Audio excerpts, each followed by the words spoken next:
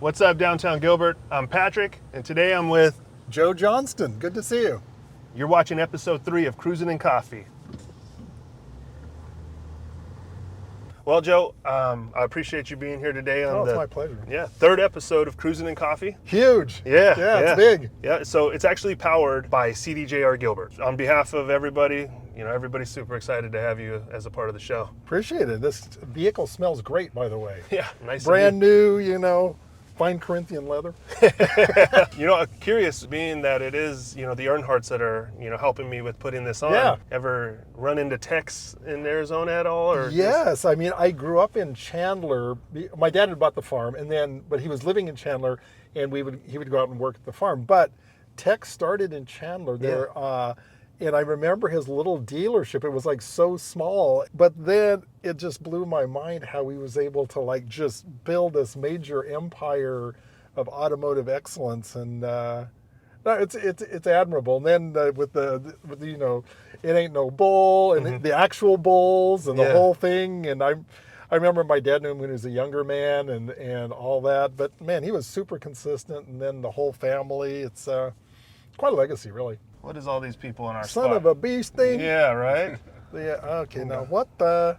Well, and they're going some of them are going the wrong direction. Yeah, well, you including yourself? Yeah, exactly. But anyhow. Run around here acting like I'm Mr. Joe Barbecue and I own the spot, Well, my wife tells me, do not be presumptuous. Yeah. Do not park where you shouldn't park.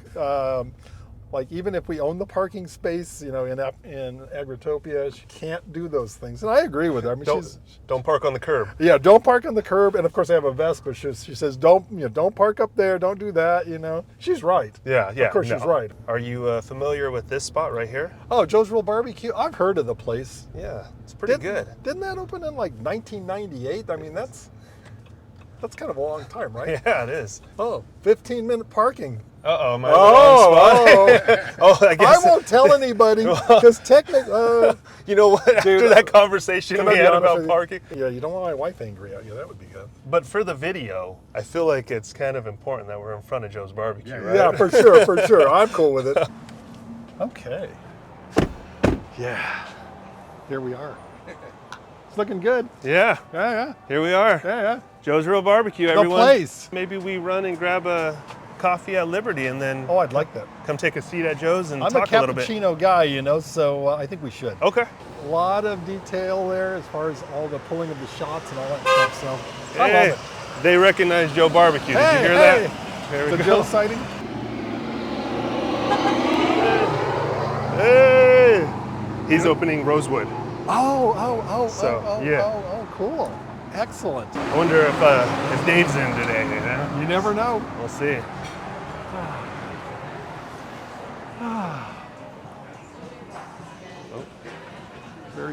The Hoog, how are you doing? Good. You hanging in there? Doing well. He's been with. What's up, man? Doing good. Hey, how you doing? You guys good? Yeah. Oh, well, you too, sir. I recognize a buddy over there, but might as well say hey to everybody, But so I've been in coffee for a long time, and once you get coffee in the blood, as far as the business, it's like impossible to shake it, really. I never understood it. My parents would just drink tons of coffee. Everybody that I knew was like, it's just coffee, and I didn't drink coffee forever. Yeah. But once I started, it's like, okay, I get it. And the studies now show that it's really good for you. Yeah. It's good for your heart, good for a lot of different things. Yeah, plus, gives you a sharp mind. Yeah. It's good. As long as you drink your water ahead of time. Yeah. Cool. So, and then, so the cappuccino is, Julie, how the heck are you? I love that flower in your hair. Que bonita. Que bonita. Get that Hawaiian vibe. Yes, it's a good look. That's your shirt. Yeah, I was like... Look at my shirt. Hey, come on.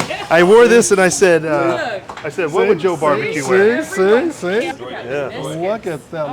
Look at that. Look at that pour. Oh, man. Look at that. Take a look at that. And see, that's critical too. You have to be able to drink it immediately. Yeah. So it's got to be 160. Oh, okay. Perfect. Good job. There's a science to drinking a cappuccino.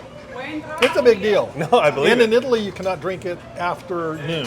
Oh, Yeah. because No- otherwise you're up all night? No drinks with milk after noon. Oh, okay. It's just a thing for them. Take a walk? Yeah, let's take a walk. Why not? Good to see you, bro. You too, man. Yeah. All right. Okay. I think this is kind of cool that we're walk across the street with a ceramic cup. Yeah, I know where to bring it. Yeah. We're just talking. That's It's what we're awesome. I love me a good drink. doing. Yeah. This episode just turned into walking in coffee. Oh. That's really good. Yeah. Honestly, it's really, really good. I can't tell you how many bad cappuccinos I've had in my life. Well, you know, So to have a really, really good one is, I feel like I'd look a lot cooler with a cappuccino in my hand, well, you know, I like this. Honestly, nowadays, I mean, you're younger than I am by quite a lot. Younger people drink so much more iced coffee than they do hot coffee. too. Yeah. And old school people still do the hot coffee. Do you love an Americano? Yes, indeed. So, all right. Okay, this is a super dangerous intersection here. Always, oh yeah. You think, should we just do it? I mean, I usually do, but I think we should you do know, I'm it. trying- It's got a red hand, All but right. I think we should just do it. Yeah, that's what we do. It's around more of here. a timing issue, right? I mean, Oh, whoa. Oh, No, whoa. you scared me. I Okay. was like, oh no. Okay. Here, I just got Joe Barbecue ran over. Well, I know they're closed right now, but. Oh, okay. Awesome. Okay. Cool. Oh. It's the quiet before the storm. Oh, yeah. This is this store back in 1929, Safeway Pay and Take It. Oh. So that's that's this store right here. Here's the store manager. Okay. And read here. The water tower was being painted. Wow. Wasn't So- it? It was black at the time or something. Yeah. Yeah. Patrick, okay. State of Arizona, back in the days. So let's look at Gilbert. Gilbert. And let's look at Globe. Yeah. Your hometown. It was actually big back then. 7,000 people, because that was, the mining towns Yeah. were rich back then. But Gilbert, we're in here somewhere. Gilbert, 791 people. Wow. Yeah. Wow. But the mining towns, they were huge because, Yeah. I mean, that's where all the employment was back in the day. I mean, being from a small town in Arizona, I can't help but Yeah. love the story of Tombstone and Wyatt Earp and the Oh, yeah. the Cowboys and Globe and Big Nose Kate had a brothel in Globe. It's, well, another thing, Jerome was 5,000 people back then, and if you look at this map, Las Vegas was 5,000 people. Well, Joe, before I get into some of the questions that I Yeah. have for you, I've been wanting to ask you, all those years ago, whenever you came to downtown Gilbert, what was it that, made you look at downtown Gilbert and just make you decide that you wanted to plant your flag here? You want the long answer or the short answer? Let's go with the short answer. Well, I'll go with the short answer. We had done Coffee Plantation, sold the company. The new company wanted to open in Texas. And I was already thinking about, okay, what do I want to do next? And I went to a lot of barbecue restaurants while we were there building Coffee Plantation stores. And I said, you know what? Barbecue is what I want to do. They're all in these like long brick buildings in little towns in Texas. Yeah. I drove down here. I saw this long brick building in the middle of town. I said, that's a barbecue building. So it was the brick. It was the building itself. It was the building itself. Long brick building, old school, in the middle of the town. Nice. And said, that's just like in Texas. Wow. And so approached the pastor. This was a church at the time. Oh, wow. They wanted to move because obviously a long building like this is not great for a church. And so it was a win-win for everybody. Awesome. Yeah. That's cool. The longer answer, FYI, I grew up in Higley. Okay. And we would come to coffee break when I was a kid when we were working on the farm here in downtown Gilbert. And so I went to downtown Gilbert all the time and also went to I was class of 75 Gilbert High School. Oh, wow. So Yeah. I went to the downtown all the time, cruised downtown. So the longer answer is I've been coming to Gilbert's downtown like forever. Okay. So And it's always been a great downtown. Yeah. Back then and now. Your family's farm was Joe's Farm Grill, right? That was our house. Your house. And Agritopia was our family farm Okay. that my dad bought in 1960. Awesome. Yeah. Cool. Well, are you ready to jump into some of these questions? that I I'm have ready here? to jump into these questions. When did you realize that you were not just building restaurants, but you were building communities? I realized that we were building communities back in Coffee Plantation. I thought we were in the coffee business, but realistically, we were in the third place business, places where people can talk about life like we're doing, and do it over coffee, and people from all walks of life do it. And that's when I realized that the aspect of people meeting is what we were selling, and the coffee was just the way it was monetized. So was there ever a point where you wanted to leave Gilbert, but with everything you've built here, you felt like you couldn't walk away? I have been blessed by going to school on the East Coast and the West Coast, so I've seen a lot of places, and now I know personally that Gilbert's the place for me. In terms of like putting down roots of family, of business, our churches here. No, I don't want to leave Gilbert. I didn't think it's the best municipality in the state of Arizona. I didn't think you would have wanted to, but I figured I'd ask. No. And I love that answer, so that's awesome, because I feel the same way about Gilbert. Totally, I love it. Okay. Now, Cool. do I love San Diego? Of course. Do I want to live there? I'd like to vacation there. I mean, but living should be here. They do say San Diego is the Arizona of California Well, because of everybody from here going there. There's a lot of truth in that. Yeah. But we can drive there. Yep. But living is better done here. As an Arizona native myself, I feel the same way. I love it here, and I don't ever plan on leaving either. So I know that Coffee Plantation holds a special place in a lot of people's memories. Yes. Even if they didn't know you were behind it. Right. What's something from that time period that stands out the most to you? I think the thing that stands out about Coffee Plantation was just the massive acceptance of a place to meet. And the fact is like the year that we sold, we served 1 million people at the Tempe store in that year. Wow. Like 1 million people? Yeah. There was only 5 million people in the state of Arizona. It was like, I just loved all the people from all the different walks of life. I mean, and it's not like we have cold weather here, so that's pretty impressive. No, it was awfully impressive. We had a great time, and then my partner Tim is a partner here, along with his brother Tad. Okay. And then he also runs Farm Grill. So we've been business partners really since 1988, which is a long-term thing. And I think I would have to say, having a great partnership is like having a great marriage. It just leverages all the things that you can do. Yeah, find your people and stick with them. Totally. Love it. When you're driving through Gilbert, what are a few of the spots that you look at and you just can't help but think like, I remember what this used to look like? Well, some of the landmarks that I remember and that are still here, obviously, is the water tower.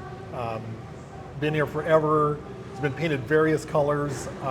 There's a time when they wanted to tear it down. The silos at Morrison Ranch, I remember when that was a feedlot. And they had a barn similar to Barnone there as well that was torn down. So those are big things. And then really all the buildings kind of south of where we are at the barbecue and the barbecue itself are real heritage buildings. And so I remember those buildings as vibrant drugstore, lumber yard, things like that. So I still remember those. Nice. Yeah. Do you still find yourself, even after a few years of Epicenter being open, kind of just standing back and looking at it and just, feeling the joy of the accomplishment? I enjoy the joy of the accomplishment at Epicenter, but sometimes it's like a strange dream, because if you're sitting in undertow and you're in this tropical environment, I remember when it was a cotton field and we were hoeing weeds in the cotton field. So it's just like, how did this happen? I know how it happened. Yeah. But like, how could this happen? Yeah, that's pretty awesome. Super interesting. It's just like a weird, strange dream. Kind of almost feels like a time machine, Yeah. backwards and forward. Yeah, it's like, how can this even be? I mean, a tiki bar that used to be in our cotton field. Yeah. Yeah, crazy. I love that answer. Crazy. Looking back, what's one decision that felt incredibly risky but changed your life? So a decision I made that was pretty risky and pretty out there was we sold the coffee plantation. It was doing super well, but I was miserable because we were managing so many people, and not my superpower, but what I do well is managing ideas and vision. And so selling it and taking time off to rethink at like age 38, how am I going to work in the future? And all the stuff we've done since then is based upon focusing on what I'm good at and then teaming up with people who are good at all the other pieces, like Tad here, Tim, architects, land planners. Yeah. that has been super freeing, being interdependent with people with other gifts. What's a compliment that you've received that actually meant more to you than any success or business venture? A compliment that I get routinely is thank you for all that you've done for the town of Gilbert. And I just say thank you, and I feel a little uncomfortable with that because it's really been a team, as we've talked about. I mean, we employ 250 people in the town of Gilbert, and it's those people who are daily, like Mike making the coffee, Tad, running the restaurant. And so I'm thanking people for the team. Yeah. So for me, that thank you for that is a thank you for the team and all that they've done. So, yeah. I could imagine that's. It's uncomfortable to focus on just the individual because it's not an individual sport. It's a team sport. Yeah. And every person is important in that whole team. I love it. Yeah. We can't build without the people that help us. Totally. And day in and day out, like Florencia, I mean, she's been here since virtually day one. And without Florencia, it's not the barbecue, right? Yeah. You know? Okay. Oh, so she's been here since day one. Oh, yeah. And her folks have worked here. Oh, wow. And I mean, yeah. Oh, yeah. Okay. Oh, yeah, for sure.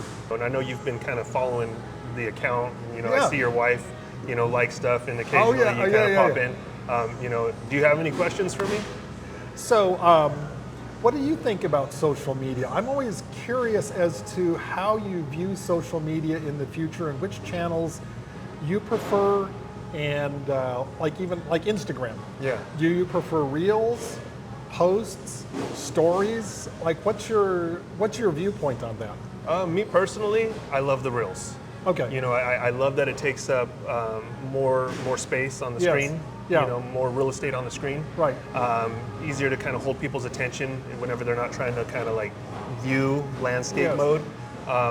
But realistically, as far as what I prefer, I love Instagram. Yeah. But I feel like we need to capitalize on every one of them. Yeah, so for sure. you post to Instagram, it goes to Facebook automatically. TikTok's its own beast, so Right. Post there too. And now YouTube with the I shorts. love YouTube. Yeah, with the shorts, it's pretty amazing. To where you can kind of do the YouTube shorts now. But as far as the way it's going in the future, it's definitely the wave, and it has been because. If you think about it, when you watch TV, we fast forward through commercials. Sure. We don't really listen to the radio like we used to. Right. We listen to podcasts. Right. But when it comes to attention, because that's the currency nowadays, Sure. everybody's attention is right here. Right. And so if you're doing it correctly, which is how I like to go about it in a way of not, I don't want people to feel like I'm trying to sell them something. Right. I want them to feel like I'm, either trying to find a way to teach them something I'm learning, or really kind of, entertain them. Right. To where afterwards they're like, let me go check this place out, and then let that place sell itself to them. Right. So that's kind of my vision. Cool. And how I go about it. So. I use a lot of YouTube personally for a lot of things.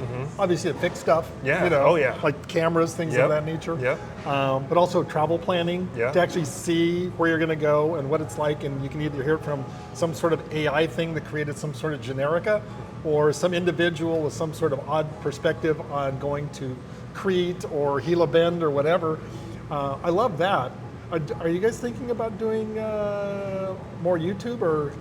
That's something that definitely needs to take place. Yeah. And I'm in the process of talking to a few different partners that I have Yeah. that are sponsoring ideas that want to kind of go that direction.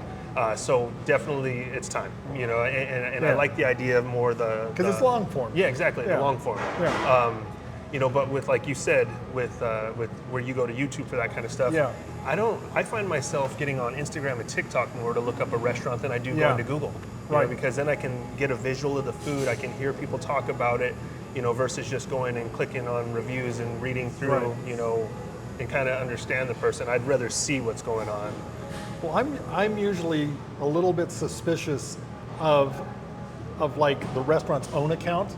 Oh yeah, Because the commentary that can get edited out. Yeah, yeah. And so I usually do a combination of Instagram, including locational Instagram, Yep. And then also I will look at Google reviews, which I feel like compared to Yelp reviews are probably a little bit more democratic, and there's less like, I feel like sometimes Yelp is kind of like working the game a little bit, you know, and I know as a restaurateur, you know, there's like pay to play and all that sort of stuff.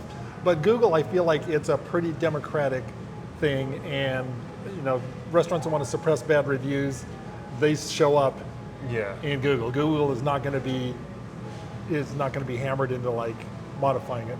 Yeah, and you know, I've noticed with some business owners when it comes to Google, you know, they get one bad review, and it's, you know, some people have the clout online to where they can go to their Facebook or their Instagram and just post their section to review and ask their people to go and give them another review.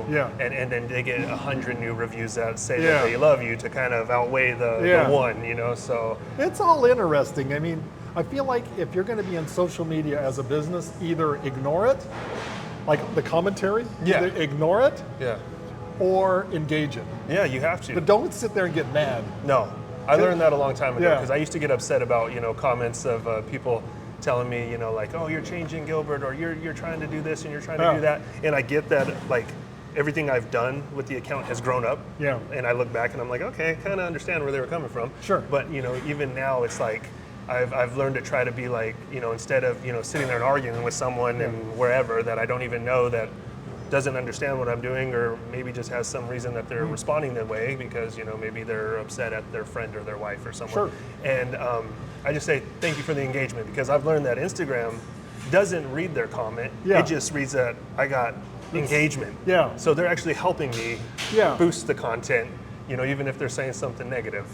Well, we go through like all of the comments, and even some of the most unfair negative comments have a grain of truth to them. Like, for example, here at the barbecue, people don't like lines, right?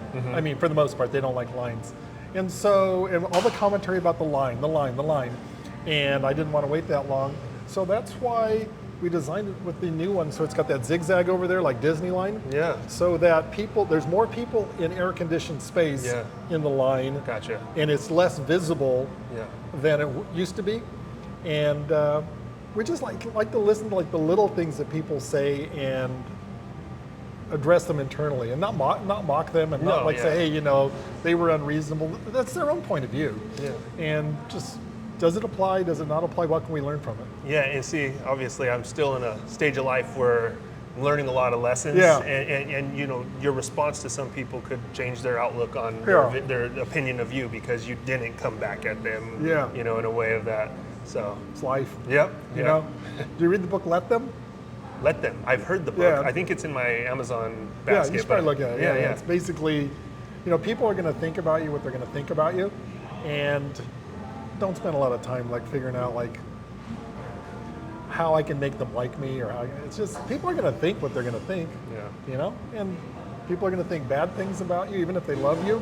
Like, why doesn't he press his shirt, or why doesn't he do this or that? It's just like, whatever. You only have so much bandwidth to deal with stuff. We got to deal with ourselves, right? And that's a full-time job. For sure. Awesome. Cool. Well, Joe, I really appreciate you taking the time to be on Cruising and Coffee today. Oh, it was my pleasure. You know, on behalf of CDJR Gilbert and the Earnhardts, we appreciate you, and just, you know, look forward to watching this episode on the other side. We'll say the best to the family. And thank you for the nice smelling drive. I mean, the new car smell, very nice. And chit-chatting about a place we both love. Cool. Thank you. Cool. Thank you, Patrick. All right. Boom. Honestly, I love me a green vehicle. This is nice. Mopar. Let's see what they call it. The Serrano green, metallic exterior paint. Wow. It's in That's a gorgeous color, and in the sun, it like really glistens. I love flake. And then in the shade, it's like kind of dark. I like that. It's like almost has like a two-tone. And the blacked out trim, very nice.